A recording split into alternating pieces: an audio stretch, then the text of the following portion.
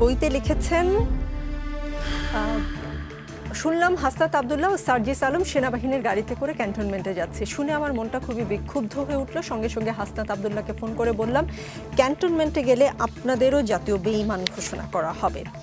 আসিফ মাহমুদের বইয়ের লেখাটি নিয়ে আপত্তি জানিয়েছেন বৈষম্য বিরোধী আন্দোলনের সমন্বয়ক হাসনাত আব্দুল্লাহ। সেটি এখন তো তিনি আর বৈষম্য বিরোধী ছাত্র আন্দোলনের সমন্বয়ক নন, যদিও আমি যে গণমাধ্যম থেকে পড়েছি তারা লিখেছেন। জি জি জি জি দক্ষিণাঞ্চলের মুখপাত্র। এখানে ডেজিগনেশনটা ভুল লেখা আছে। আচ্ছা, যাই হোক, কমেন্ট করেছেন তিনি এবং কমেন্টে লিখেছেন, লাস্ট প্যারাটা fabricated, just distortion of history. আমরা ক্যান্টনমেন্টে যাওয়ার প্রশ্নই আসে না, কারণ বাজার থেকে জোনায়েদ সাকিব ভাই আমাদের গাড়িতে তোলেন। গাড়ি বিশ্ববিদ্যালয়ের দিকে যাচ্ছিল। আসিফ প্রথমে কল দিয়ে বলে এএফপির অফিসে যেতে। অভ্যুত্থানের 8 মাস না পেরোতেই আসলে ইতিহাস নিয়ে একদম অভ্যুত্থানের সামনের সারিতে যারা আছেন তাদের মধ্যে কি বলবো, মতভেদ, হালকা গাঢ় যেটাই হোক মতভেদ দেখতে পাচ্ছি। এটা কেমন হলো বিষয়টা? আচ্ছা, যখন আসিফ মাহমুদ যিনি এই বইটা লিখেছেন তিনি কিন্তু একটা কথা স্পষ্টভাবে বলেছেন যে এইটা তার দৃষ্টিতে সে যেভাবে জুলাই গণঅভ্যুত্থান দেখেছে এটা আসলে তার কথাবার্তা, সে যেভাবে আসলে দেখেছে। জুলাই গণঅভ্যুত্থানের প্রত্যেকটা মানুষের ইন্ডিভিজুয়াল একটা ইতিহাস আছে। দেখুন, জুলাই গণঅভ্যুত্থান পরবর্তী সময় আসিফ মাহমুদ এবং আমি রুমমেট ছিলাম। আমার যে জুলাই গণঅভ্যুত্থানের যে জার্নি, আসিফ মাহমুদের এক না, আসিফ মাহমুদ নাহিদ ইসলাম একসাথে ছিলেন, আসিফ মাহমুদ এবং নাহিদ ইসলামের এক না। প্রত্যেকটা মানুষের ইন্ডিভিজুয়াল আসলে জুলাই গণঅভ্যুত্থানের জার্নি আলাদা। আপনি একভাবে বলবেন, আপনি যেভাবে দেখছেন আপনি সেভাবে বলবেন, আমি যেভাবে দেখেছি আমি সেভাবে বলবো। নাহিদ ইসলাম গতকালকে যখন এই বইয়ের প্রকাশনা যে অনুষ্ঠানটা হয়ে ওইখানের ভিতরে বলছিল যে আমাকে যখন ডিবি বা হলো গিয়ে যারাই আসলে ইন্টেলিজেন্স তুলে নিয়ে যায় তারা আমাকে মারছিল, কিন্তু আমার থেকে কিছু বের করতে পারিনি, কারণ আমি অনেক কিছু ইচ্ছা করে জানতাম না, যাতে করে আমাকে যদি টার্গেট করা হয়, আমাকে যদি টর্চারও করা হয়, তারা আমার থেকে আসলে ইনফরমেশন বের করতে না পারে। অনেকগুলো স্ট্র্যাটেজি ছিল। এবং জুলাই গণঅভ্যুত্থানে আমরা একটা জিনিস আসলে পলিসি আকারে নিয়েছিলাম, আমরা কোনো কেন্দ্রীয় নেতৃত্ব বানাবো না, একক নেতৃত্ব তৈরি করবো না, একক নেতৃত্বের আন্ডারে আমরা আসলে আন্দোলন বলি আর পলিটিক্যাল পার্টি বলি, সব জায়গার ভিতরে এই প্রসেসটা বা এই মডেলটা শিফট করতে চেয়েছি যে আমরা কখনো একক নেতৃত্ব রাখবো না। আমরা ফার্স্ট লেয়ার সেকেন্ড লেয়ার অনেকগুলো শিফট করেছি, একজন এক একটা সেক্টর দেখে এক একটা জিনিস যাত। প্রত্যেকটা মানুষের আসলে জুলাইয়ের ইতিহাস, জুলাইয়ের যে পার্সপেক্টিভ দেখার ইতিহাস আলাদা।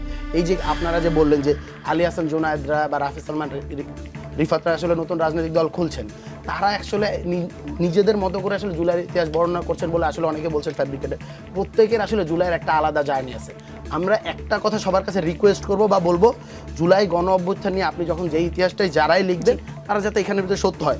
আসিফ মাহমুদের ওই দিনের যে ঘটনাটা যে হলো গিয়ে চ্যানেল 24 অফিসের ওই ঘটনার ওই সময়ের ভিতরে যারা উপস্থিত ছিলেন সবাই এই কথাটাই বলেছেন, আসিফ মাহমুদ যে কথা বলছে সেটা সত্য।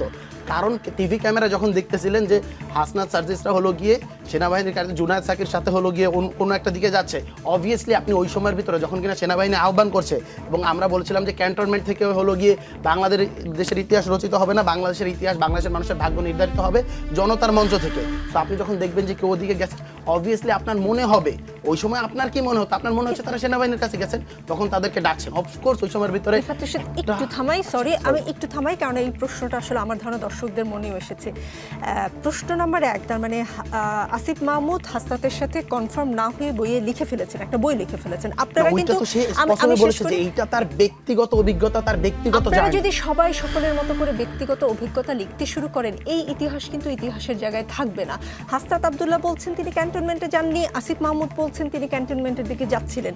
এটা কিন্তু ইতিহাসে এক ধরনের দ্বিধা দ্বন্দ্ব তৈরি করে। আমি একটা কথা বলতে চাই, যে স্পষ্ট করে বলতে চাই, আসিফ মাহমুদ কখনোই বলেনি এটি জুলাই গণ অভ্যুত্থানের ইতিহাস লিখছেন। সে বলছে আমার ব্যক্তিগত অভিজ্ঞতা, কাইন্ড অফ দিনলিপি, প্রত্যেকটা মানুষ হয়ে থাকবে। রিফাত রশিদ, বরঞ্চ আপনার যে পোস্ট সেটা থেকে আমি একটু পড়ে শোনাই। 5ই আগস্ট প্রেস কনফারেন্স শুরুর সময় আমি শুরুতে আসিফ ভাইয়ের পাশে বসেছিলাম। যখন হাসনাত ভাই আসেন তখন হাসনাত ভাই আমাকে বলেন সরে গিয়ে একটু জায়গা করে দেওয়ার জন্য। আমি হাসনাত ভাইয়ের জন্য চেয়ার ছেড়ে দিই এবং বর্তমানে সাদিক কায়েম ভাই যেই চেয়ারে বসা আমি সেখানে ছিলাম। তখন নাহিদ ভাই আর আসিফ ভাই আমাকে বলেন তোর কাছে আমার একটা রিকোয়েস্ট আছে, ওইটা একটু রাখতে হবে, তুমি সরে গিয়ে ওনার একটু বসতে দাও, নাইলে প্রেস কনফারেন্স শুরু করা যাচ্ছে না, উনি দাঁড়িয়ে থাকে, ব্যাপারটা দৃষ্টিকটু দেখাচ্ছে, একটু কনসিডার করো। তখন চেয়ারগুলোকে একত্রিত করে আমি সরে গিয়ে সাদিক ভাইকে বসতে দিই। সাদিক কায়েম, ছবিটা দেখলে আপনারা বুঝতে পারবেন যথেষ্ট চেয়ার ছিল না, সাদিক ভাই বসতে চাইছিলেন এবং আমি নিজের কালেকটিভ স্বার্থে নিজের চেয়ার থেকে সরে গিয়ে তাকে জায়গা করে দিই। সবার শেষে আপনি লিখেছেন সাদিক কায়েম ভাইকে চেয়ার ছাড়ার জন্য আমার আজকের আগের দিন দিন কোনো আফসোস হয় নাই।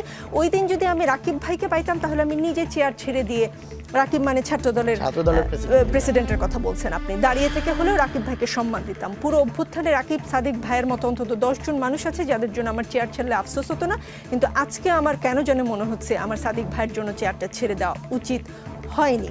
একটা ছবির একটা ফ্রেমে একজন মানুষের চেহারা থাকলেই সে গণ অভ্যুত্থানের মহানায়ক হবে, আর ছবিতে চেহারা না দেখা গেলে তাকে মাইনাস করা হবে, এমন রাজনৈতিক ন্যারেটিভ আমি বুঝতাম না, এখনো বুঝি না আর কি।